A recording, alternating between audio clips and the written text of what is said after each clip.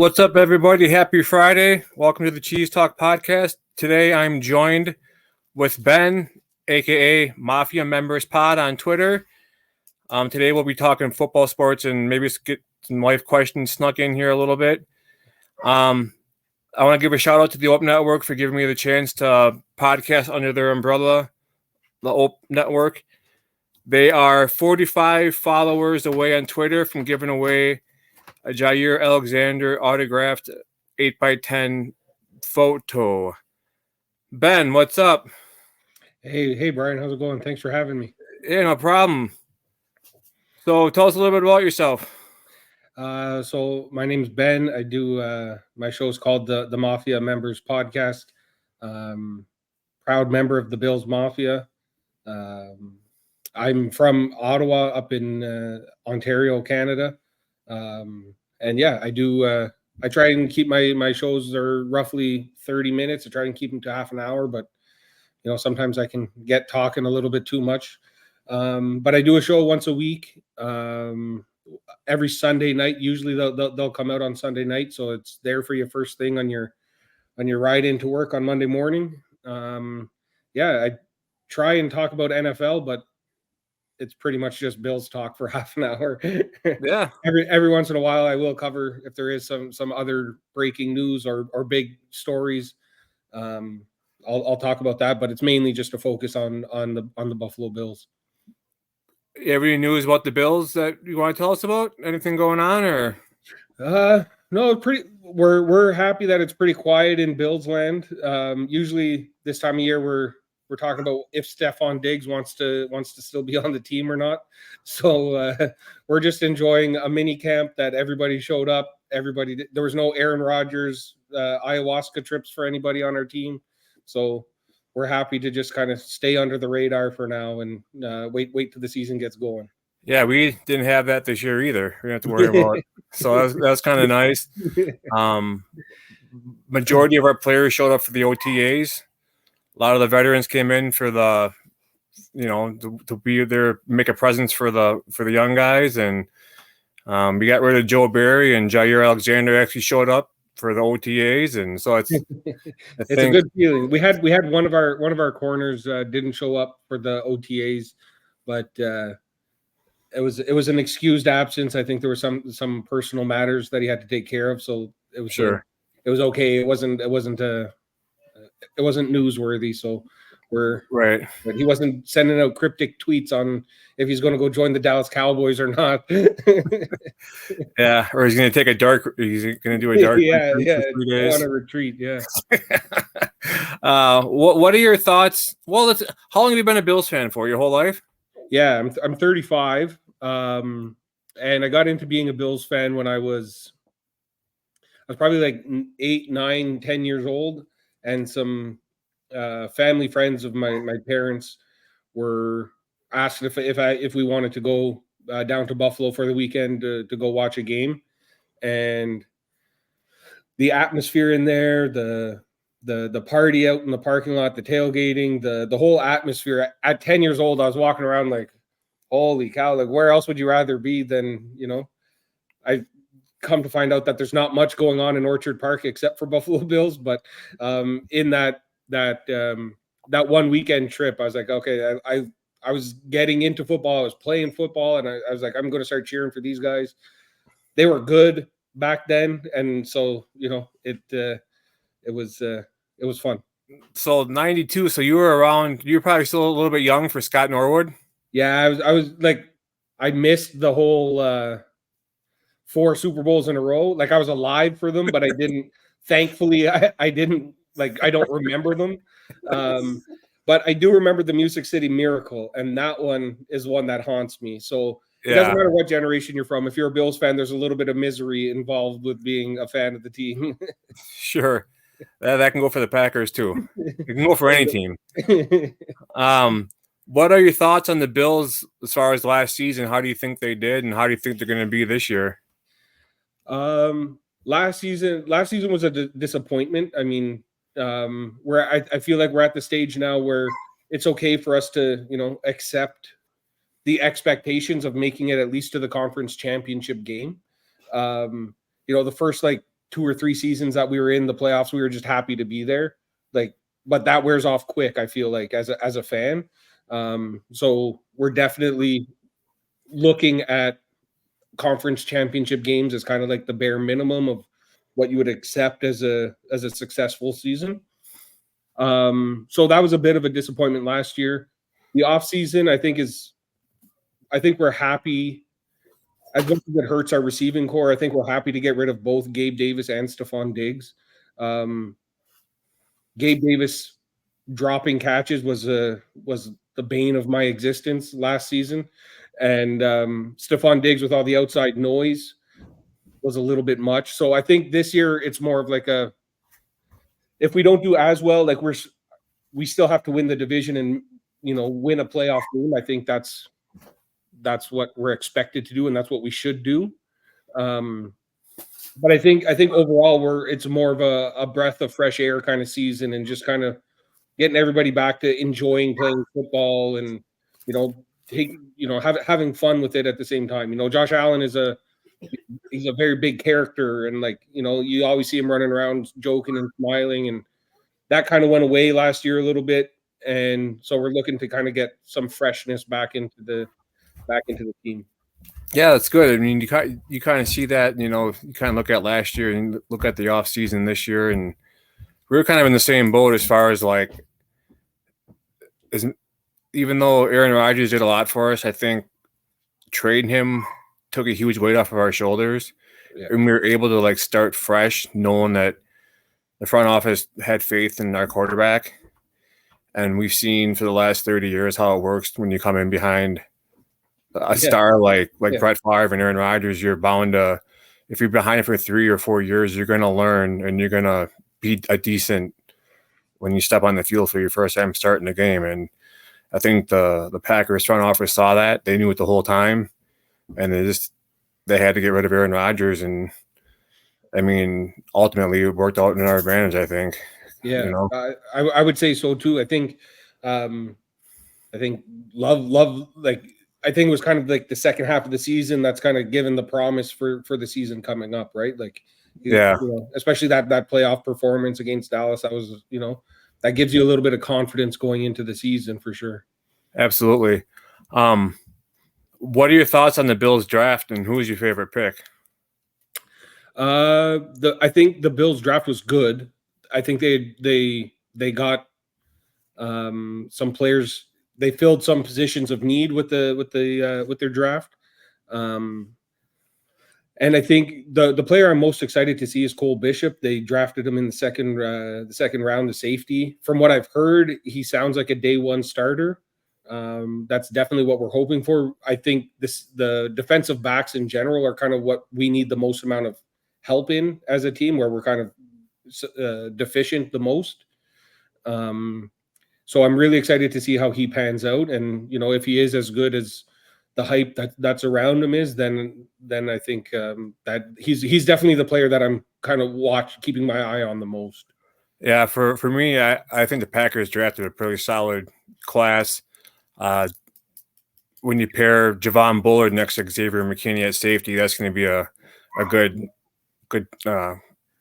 combination. You got Edgerrin Cooper. I mean, I like how he drafted. I mean, I just can't wait for the season to start, Yeah, exactly. And Buffalo just had, they had Micah Hyde and Jordan Poyer. That duo was like the backbone of our defense for so long. So now we're kind of in scramble mode of trying to figure out, first of all, if Micah is even retiring or not, or what his plan is. So just getting any kind of help we can in the defensive backfield, I think is going to be huge. Right. How much, I mean, I know you kind of hit on this earlier. How much does losing Diggs affect the team? The way I said it and the way I talked about it on my show was, we don't have the top end talent that we have anymore, obviously, and that obviously hurts us. It hurts Josh Allen when he's in scramble mode, that safety release valve that Stephon Diggs has been for him. Anytime Allen scrambles, you see him just looking for wherever Stephon Diggs is, and that's who he throws the ball to. But I think overall our wide receiver room got a little bit better, because it's going to be a more spread out style offense. I think we're now forcing defenses to cover, 4, 5, 6 players at a time versus just focusing on Stephon Diggs. And, kind of now we have Kincaid at tight end, Cook coming out of the backfield. We still have Dawson Knox. And, if Keon Coleman turns out to be good, then we have like a whole bunch of these Curtis Samuel, Khalil Shakir. Like we got a whole bunch of guys that can kind of spread the field with, and it's going to be a slice and dice, death by 1,000 cuts kind of style thing. So I think overall our wide receiver room got better. We just don't have the top end talent that we used to have. Right. It's kind of funny how like the Bills and the Packers are kind of mirroring each other. Granted, you guys didn't go through the quarterback change, but we lost our quarterback, or we traded him. Before that, we were without we traded Devontae Adams, and then we lost Allen Lazard and Cobb and Robert Tonyan. I mean, all the people that Rodgers is going to, Mercedes Lewis. So you have teams come up against us. Like, who is Love going to go to? I mean, you saw how he passed the ball around last year. Musgrave, Kraft, Dobbs, Christian Watson when he's healthy. Then you got Jaden Reed. I mean, it's just, everyone was calling it a rebuild year. And I mean, for a rebuild, like I'll take that. If that's a rebuild year, I'll take it, Yeah, 100%. I'd love that. Bill spent 30 years rebuilding and never saw that success. But it's just crazy to see like what people on the outside looking in think versus what the people on the inside looking out put on the field, Yeah. And I think it makes me feel like I'm like delusional or like have like too much faith in my team, but I'm like, we should still be good. It sounds like you sound on social media, you sound crazy saying that the Bills should still win 12, 13 games. Everyone's like, they're a 9-win team. I'm like, we're still going to be good. Like, we still have a good defense. We still have Josh Allen. Like, we're still fine. It's just going to look different. That's all that it is. The thing is, too, with all these young receivers, they don't know their ceiling yet. That's the thing. They don't know how good they can be. Mm-hmm. And us either. Like we've seen Christian Watson not 100% for most of his career so far in Green Bay, but they went to DW Madison with a hamstring specialist and got things figured out. And hopefully he can be if he's 100% healthy, I definitely put him as our first wide receiver. Yeah. Because he can blow the top off any defense with his speed. Mm-hmm. Then you're going to double him. Then you're going to have Musgrave or Kraft. You're going to have Jaden Reed wide open. Romeo. I mean, it's just crazy. You don't have a quarterback with, Lazard or Adams, and where the ball is going to go. Exactly. You know what I'm saying? Exactly. And like as much as, Allen needed Diggs in order to, to kind of see his potential and his ceiling. Stephon Diggs wasn't an all-pro wide receiver before he came to Buffalo either. Like, Stephon Diggs also thrived off of having a good quarterback throwing him the ball as well. So like it was as much as it hurts our team, like we still have the quarterback who brought Stephon Diggs up to that level. So we're just kind of looking to see who else he can bring up to that level. And that you see that too when Rodgers had Greg Jennings, then Greg Jennings left to the Minnesota, the Dolphins or whatever. He kind of disappeared.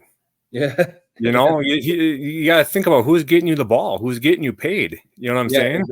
Exactly. So, I mean, Diggs had Kirk Cousins. Yeah, in Minnesota. And Case Keenum, I think, was the one who threw that Minnesota Miracle pass. Was Case Keenum? Do you think Josh Allen wins the Super Bowl?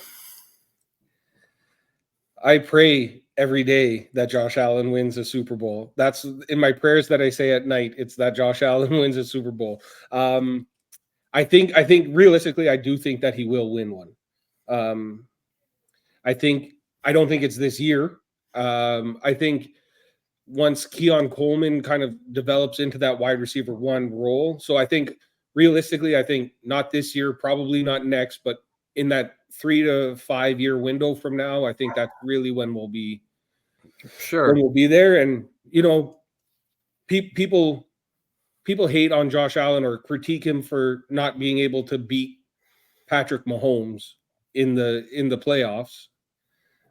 But in the only time that he's played in the AFC Championship game, with a minute left, he drove down the field, scored a touchdown with 13 seconds left to go to the Super Bowl, and then never saw the ball again. Never got it back.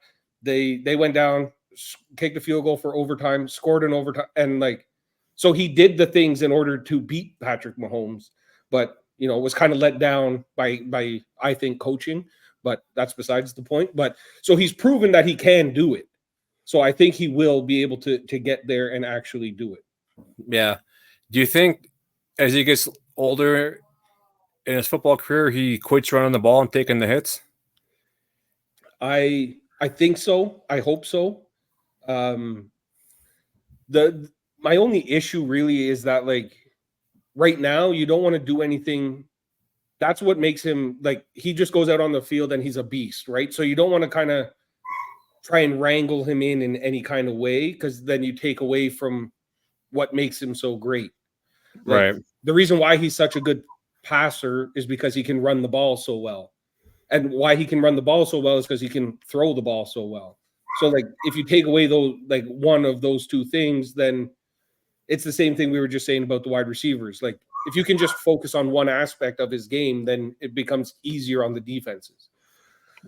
I think 6, 7, 8 years down the road, yeah, he's probably going to have to stop the running as much, or at least try and slide. Like, right now, I'd like to see him slide a little bit more, maybe step out of bounds once in a while. Like, you don't have to hurdle and stiff arm and, try and truck people as you're the franchise quarterback, man. Like, it's okay if you run for 10 yards and slide versus trying to power for 13 yards. Right.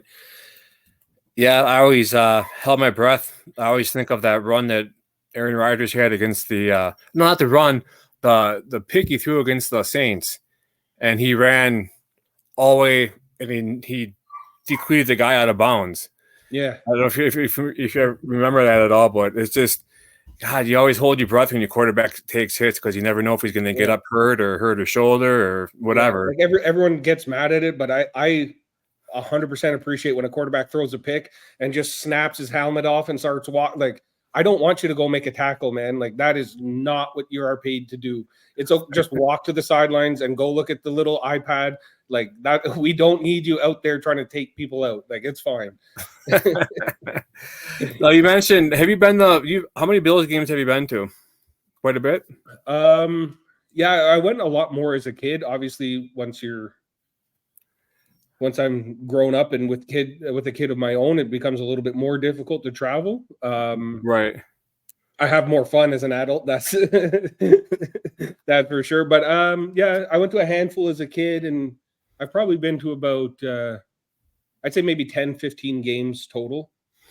What's the craziest thing you've seen at a Bills tailgate? Okay, so I have two. I have one that I can say, and then I have like an X-rated, which is a different story. But one time I was at a Bills Jets game, and this was when Rex Ryan was the head coach of the Jets, and they had beaten the Patriots in the playoffs back to back. Like, the Jets were good and the Bills were really, really, really bad.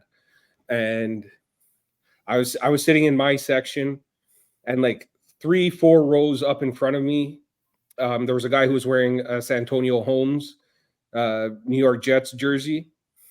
And we were sitting in the end zone, and Santonio Holmes scored in that end zone, like right in front of us. And that made the score like 41-0 for the Jets.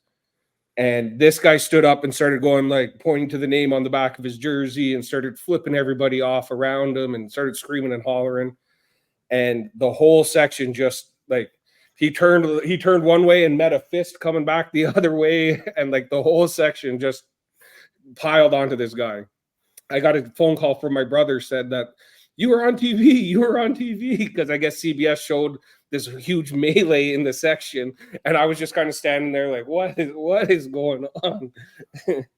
So that was the craziest for sure. One of the things when I was a kid, Doug Flutie had ran it for a touchdown to win the game, and we came back out into the parking lot, and people had the Flutie Flakes going all over the parking lot, and it's very common. They have like the party buses come in to like take fans to the games, and there was girls up on top of those party buses lifting their shirts up, going like woohoo. So that was the X-rated story, but like they and as being a 13-year-old boy, when you walk around and you see that going on, you're like, this is where I need to be.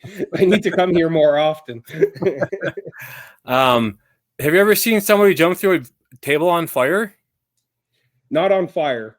Not on fire. I've seen them jump through the table. I haven't personally jumped through the table yet. The next time I'm in Buffalo, I'm going to try and get to jump through the table. But no, I've seen people jump through the table, not while it's on fire though. Sometimes they can be a little bit crazy over there in Buffalo. That's for sure. Yeah, that's so funny. Like when you see these, it's like on TikTok or just Facebook whatever clips, short clips of tables are on fire and you got people jumping from the top of a vehicle or from a, they're wearing Bills gear. It's like, yeah, they're crazy. The worst is when they miss the table altogether and they just like face plant in the grass. That's even better. What's the most memorable game that you have witnessed? I think it was that Doug Flutie game. It's like anytime you look up like Bills highlights overall, it was against the Jaguars, and like it was like the last play of the game, he ran and just squeaked into the front corner of the end zone. And it was a Sunday night game. It was a very popular game. Like as far as Bills games go, it's like one of a very popular Bills highlight. I got a quick comment here from one of the head people at Ope. I'm gonna display it here. Flaming cheese curds, nice. I don't think so, Joe. My wife wouldn't approve of that. Cheese curds are too valuable to do that. You can't be setting them on fire like that. Oh man, that was funny, Joe. Joe is always known for chiming in and leaving comments. Who is your all-time favorite Bills player? For me, right now, it's Eric Moulds is my favorite. He's kind of the guy that got me to. He was the first player that like I've ever like liked and followed, and one of the games I was at when I was a kid, they ran this like fake field goal where he kind of pretended like he was going to the sidelines but stopped short, and when they snapped it, they threw the ball over to him, and like he scored a touchdown on a fake field goal. And he was like, I think he's one of the top 4 Bills wide receivers ever. One of my favorite players to watch growing up. And obviously now it'll probably be Josh Allen when it's all said and done. It'll probably be Josh Allen, but for right now it's Eric Moulds. I just like watching him play. What do you think of Lee Evans? Lee Evans, I really like Lee Evans. The Bills, I think they have lots of like underrated players. Like I liked Lee Evans. I liked Stevie Johnson, was always fun to watch as well. They were like they just had JP Lossman throwing them the football. You know what? That was our problem forever. We had Trent Edwards, JP Lossman, EJ Manuel. Like these are just forgettable names, and It sucked that these guys wasted their careers. Their careers were wasted because we just weren't a good team. Yeah, it sucks. Like when you go through a quarterback carousel, you don't have any really consistency, Yeah, brutal. I mean, Packer fans don't know how it is, but at least from what I can remember, I remember my earliest memories are from the early 90s and Brett Favre. Then you go from Brett Favre to Rodgers, and you go from Rodgers to Love. So I've 32 years of you've seen 3 quarterbacks. Yeah, right. I seen 3 quarterbacks in 3 weeks. Like that's. I had a Bears fan on. Let me see if I still have it in my little notebook here. And I was giving her a hard time. I had written a page of all the different Bears quarterbacks since like 1990, and it's just that's just expert crazy. level It's trolling like right there. you That got is Jim expert level. Harbaugh, Eric Kramer, Steve Walsh, Dave Craig, Kramer, Shane Matthews, Cade McCown, Jim Miller, Cordell Stewart. It's just up and down. It's like it's like And I think even before Favre, you guys had that Mikowski. Mikowski. Don Mikowski, yeah. And then I like so even like people always say Favre to Rodgers to Love, but like it goes even further back than that. You know what I mean? Like it's crazy the how lucky they've been at quarterback, or how good they've been at drafting quarterbacks at least. Yeah, for sure. Yeah, that's something I've always been. It's one thing that we can always, and they're like, oh, you only got 2 Super Bowls in, whatever years. Yeah, but it's, it is what it is. How many championships does your team have? Packers have 13. Yeah. If you add in before they started the Super Bowl, they have 13 championships. So, to me, that's a world championship no matter what, whether it's before or after they implemented the trophy. I mean, it's called Title Town for a reason, right? So right. It's definitely not called Title Town in Buffalo, that's for sure. Yeah, and the Vince Lombardi Trophy is named after Packers legendary coach. Yeah. Speaking of coaches, who's your all-time favorite Bills coach?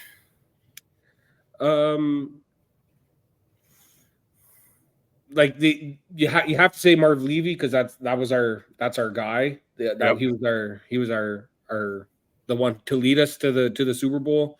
But since I've been a fan, it's Sean McDermott. As much as I hate him right now, and I hate him a lot. But like compared to we had like Rex Ryan, Chan Gainey, like just a whole bunch of guys who. It's kind of similar to the quarterback conversation. Like it's hard to see how good you actually are when you're changing your head coach every 2 years and there's no consistency from head coach to quarterback to players. Right. But that's why like McDermott, the credit he deserves is was getting us out of the drought and, actually giving the team some kind of an identity and like developing players. He's good on the defensive side, developing players, drafting and stuff like that. So I would have to say Sean McDermott, but that's with a little bit of hesitancy because I haven't been too happy with him the past 2 seasons. Yeah, when I think of the Bills, I think of Marv Levy. Yeah. That's the old. He crowned the saying that is like the Bills Mafia like mantra. And every time you're in the stadium before the game starts, it's where else would you rather be than right here, right now? And that was his pregame speech, and that's like what we still live and die by in Orchard Park. So, what's the population in Orchard Park? I have no idea. Is it decent size? I honestly does all that kind of like blend together since it's like a suburb of. Yeah, it's a suburb of Buffalo, and then you have a whole bunch of little towns kind of all around it, and then Orchard Park is kind of out on its own.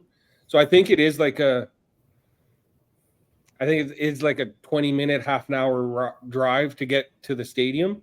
But yeah, like I don't really know too much about the area. Yeah. I kind of come in on the Saturday and I'm just happy if I remember anything from the Sunday. Yeah, people, it's just you look at the different like history of the different teams, and I mean, you think of like Green Bay, of like it's probably the smallest market in the NFL by far, population wise. And is it like not in Green Bay, the stadium? Well, it's in Ashwaubenon, but it's. I mean, Green Bay, Ashwaubenon, whatever. It's right next to each other. It's actually it's in Ashwaubenon. The stadium's in Ashwaubenon, but they're the Green Bay Packers. Don't ask me the reasoning behind that, but just like the history behind it and all the, I mean, if you ever came to Green Bay and, even if you're not a Packers fan, and they have the Packers Hall of Fame within the stadium. a huge Packers Pro Shop. I mean, it's just you're in some small, 25,000 people, if that, maybe more and maybe less. And all of a sudden there's this big stadium, like on a quarter-mile strip of, off the highway, Yeah. But you get fans from all over. I remember I was at they have this bronze like statue of like fans and for the Lambeau Leap, like you can jump up on the padding and take your picture like you're jumping in with the fans.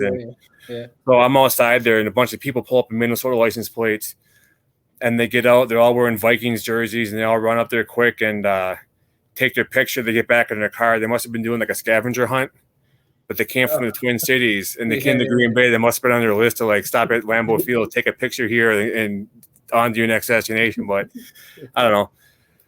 But I could go there. I live like 10 minutes from the stadium, so I could, if I ever just crazy growing up 2.5 hours away. My wife is from up here. We met and then eventually moved back to Green Bay. But I never thought I'd be living this close to Lambeau Field. And it's so cool just to be driving all of a sudden, like, boom, there it is, Yeah. The big old G on the top of the stadium. Are you an owner? Don't tell me people, I am not. No? I'm looking, if they have another stock sale, I'm looking to buy. So Oh yeah? I know I'll probably get crap for it, but I'm not. Let me see. You got a little. I think that's pretty cool that they have it like that. Yeah. Go Pack Go. Yes, sir. Who is the Bills' biggest rival in your eyes? I think right now the biggest rival is the Kansas City Chiefs, just because we know that that's who we're going to have to beat in order to get to the Super Bowl. And, like it really sucks that like when we're at their best, it just happens to be against like a top 5 quarterback of all time. Within the division right now, our biggest rivalry is Miami, just because they're the second best team. I kind of wish that the Brady stuck around a little bit longer in New England, because I would have liked to even that score a little tiny bit. He was like 35-3 against Buffalo in his career, so I would have liked to get a couple more wins against him, but because it wasn't even a rivalry between us and New England, like they just dominated us for 20 years, and would have liked to get a little bit of revenge. But yeah, I think the biggest rivalry is Kansas City and Miami. Miami's a good team. They're quick, they're fast, and so within the division, that's going to be our biggest challenge this year for sure is Miami. Yeah, I think ours, I would say Chicago, but when we've won the last 10 games against Chicago, it's not really a rivalry. That's what I'm saying. Like, I think Josh Allen is 12-2 in his career so far against Miami, so it's not really a rivalry yet. They're just our biggest competition. As of lately, I mean, I would say the Vikings. They're like the little brother. And then more recently, I guess, the Lions. We used to have the Lions number for the longest time. And that's within our division or within our conference, the NFC North. I think on the big picture in the NFC, I think the people that have knocked us out of the playoffs the most are the Niners. They seem to have our number, and they seem to have lots of people's numbers. Like I think that I'd say that's the same for the Cowboys. They have a pretty good rivalry against the 49ers. Obviously the teams in their division as well, but I feel like lots of people have circled the 49ers on their calendar.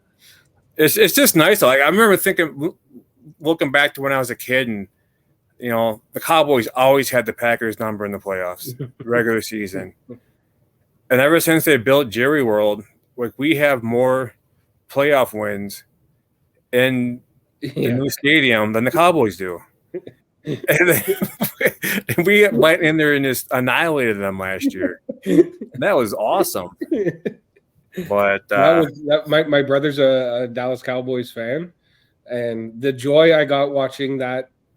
First of all, Buffalo did pretty much the same thing to them earlier in the season, in the regular season, to the Cowboys, where James Cook just ran all over them, and then to see it happen again in the playoffs this time, it was awesome. Yeah, no, that's Dalvin's brother, right? James Cook. Yes, yeah, Yeah, Dalvin's brother, yeah. Yeah, they have the same running style. Yeah, and I think he's going to have a big year this year too. And man, what happened to him, Dalvin Cook? I don't. He left. I know he left Minnesota, and I thought he went to. Yeah, he went to the graveyard of the New York Jets. Jets, and I thought they released. He used to be like. It was crazy how quick the turn. Like he was like top 5 running back in the league to like not even playing anymore. It seemed like over a season. Yeah, isn't that crazy? Yeah, wild how quick it, especially like the running back position. That's just kind of how it is these days. But like that turnaround was crazy. Speaking of running backs, what do you think of the Packers acquiring Josh Jacobs? As a guy who's played fantasy football as long as I've watched football, Josh Jacobs is a very, very good running back. I don't know if he's as good or if he'll replace Aaron Jones, or if you'll get that same. Is Aaron Jones still there? No, he went to Minnesota. Oh, no way. Okay, yeah. So this is how it went down. So big news. The Packers signed Josh Jacobs. Like, oh, what a combination. You got Aaron Jones and Josh Jacobs. So like, hell yeah, this is awesome, right? And then an hour later, the Packers released Jones and he went to the Vikings. We're all like, oh. Well, you think about it, Jacobs is 3 years younger.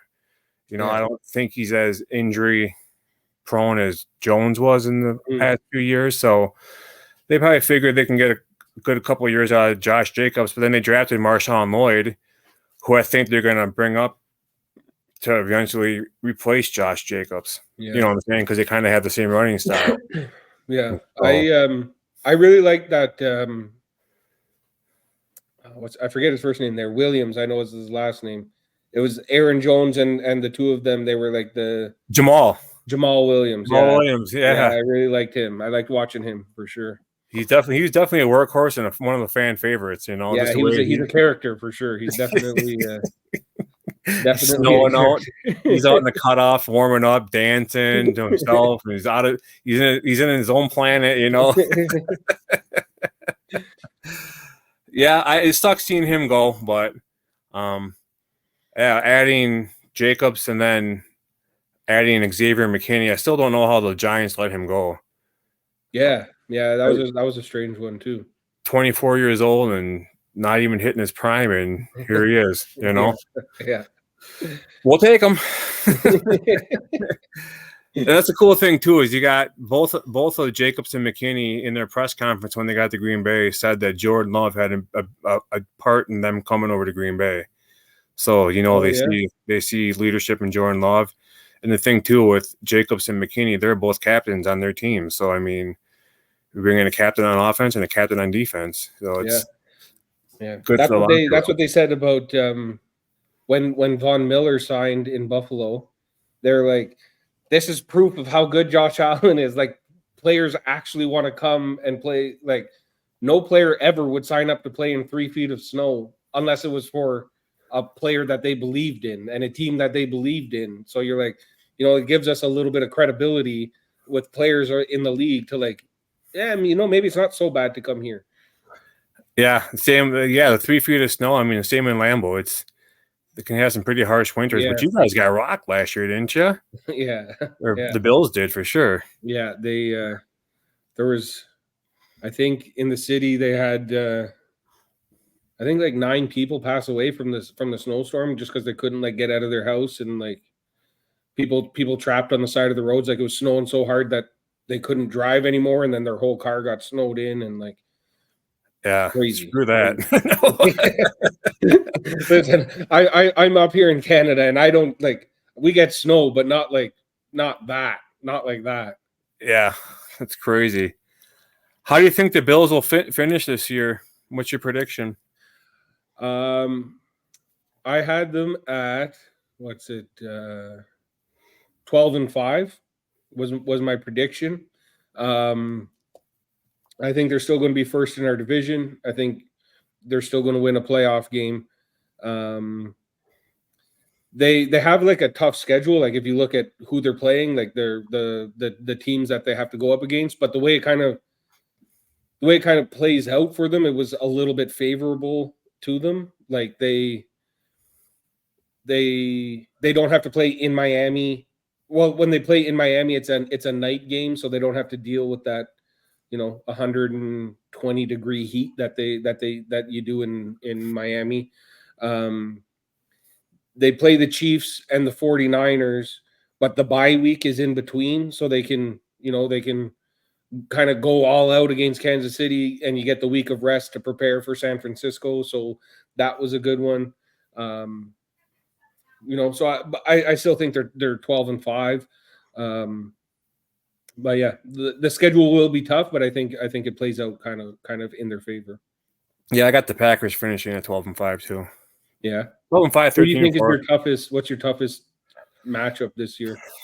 Honestly, I think I don't have the schedule in front of me, but I mean the Lions are going to play us tough. I think the Vikings are going to play us tough.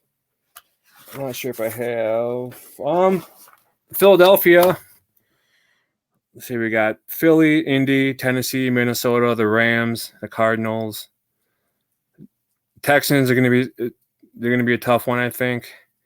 Detroit, San Fran, maybe Seattle, New Orleans. So I mean, some of those games could be trap games too. The games that were supposed to blow out the team, we end up getting beat, because we played to their level, and But hopefully, with this new defensive coordinator, he lights a fire under the defense's butt, and they get put the game away early. That's what I'm hoping for. Yeah. If they just got to keep doing what they did against Dallas in the playoffs. Like I don't see, as much as the league moves into passing all the time and quarterbacks with 50 throwing attempts, like at the end of the day, just run the ball down their throat so that they can't get the ball at all. Like that will always be a good strategy to use. Yeah, and I like, I've said it before that I think Jordan Love is more fit for Matt LaFleur's offense. Yeah. I think Aaron did a lot of audibling and changing the plays in the huddle. Well, he's got all the answers, right? So that's what I'm saying, though. It's like people had LaFleur under fire, but then all of a sudden Aaron's gone and Devontae's gone and a couple of Rodgers' buddies are gone that he always went to, and boom, we have a fresh core of wide receivers. They're all on a rookie contract, and Jordan Love spreading the ball evenly. They're all getting along, and LaFleur's offense is one to be reckoned with, as you saw against the Cowboys. If you can draw it up and it gets executed, it's scary. And I think Jordan Love is a perfect quarterback for that. Yeah. One question that I always ask is, what's your favorite type of cheese? I like the cheese that I like spicy food. I always like the cheese that has like the habanero and like the jalapeno peppers in the cheese. I know Wisconsin is big on cheese. Do you guys do that or do you guys just have like the straight up like? No, there's a cheese shop like not even a mile from my house. I'd say about a half a mile from my house that they have a ghost pepper cheese. Oh, nice! And it's really good. And then there's a cheese shop probably about 15 minutes west of Lambeau called Maplewood Meats that has a Carolina Reaper cheddar. That's really good. Yeah. Well, try that. Yeah, we are known for our cheese, and they like to experiment with a lot of cheese too. But this place has when I say cheese curds, a lot of people don't know what cheese curds are, but they're really good, and they're really good when they're fresh. Oh, I love a good cheese curd.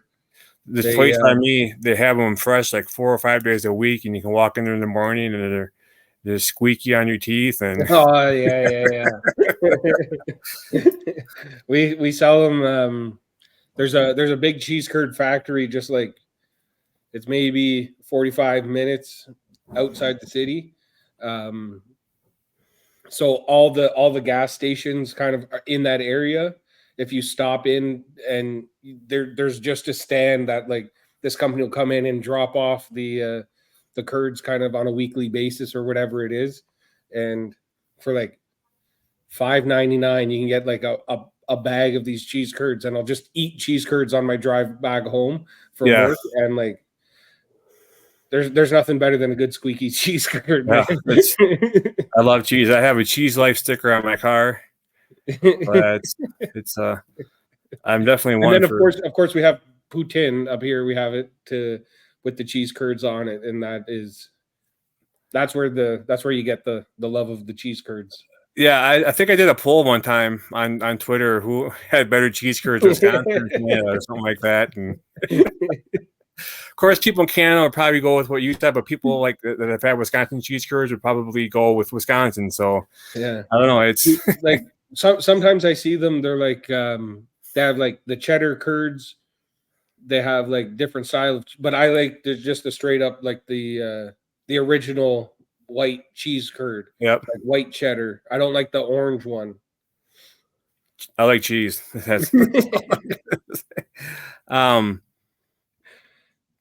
So what are your thoughts on Jordan Love? I think my thoughts on Jordan Love are kind of similar to my thoughts on CJ Stroud, where like very promising, but I feel like sometimes people are like giving him a little bit of too much praise too quickly. Like, let's give him another year. Let's see what he, if he has just as good of a season as he had last year, then sure, let's put him in the top 5 quarterbacks in the league right now or whatever. But I think to rank him in anything, you're like, okay, well, what if he's not that good? You know what I mean? Like, I think he's showing all the signs that he will be, but I think he needs a little bit more time to prove it. Sure.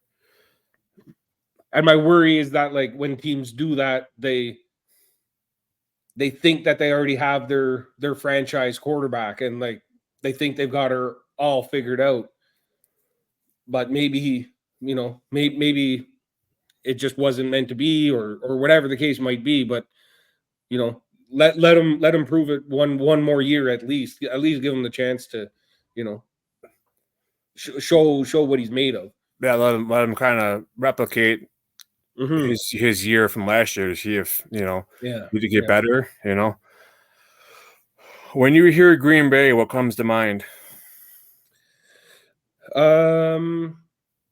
When I hear Green Bay, what comes to mind, the Lambeau Leap is the thing that comes to mind the most. For me personally, my aunt was a huge Packers fan, and I remember going over to her house a bunch and watching Packers games. So when I think of Green Bay, I think of hating the Minnesota Vikings. I think of, I forget his first name, but I remember he was Freeman, number Antonio. 86.